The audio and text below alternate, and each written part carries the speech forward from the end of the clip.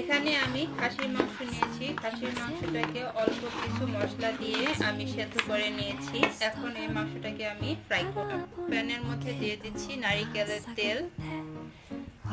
তেলটা গরম হয়ে গেছে। এখন এখানে দিয়ে দিচ্ছি আমি রসুনগুলোকে আমি হালকা ছেঁচে নিয়েছি। আর এখানে আমি আস্ত একটা রসুন দিয়েছি।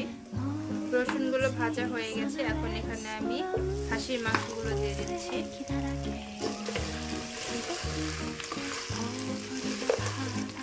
এখন এখানে দিয়ে দিচ্ছি পেঁয়াজগুলোকে বড় করে দিয়েছি, দেখতে পাচ্ছেন।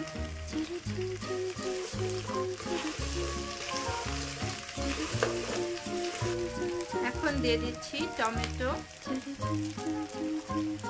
এখন এই সব কিছুকে আমি কয়েক মিনিট ভেজে নেব। আমার শুকনো মাংস একদম রেডি খাওয়ার জন্য।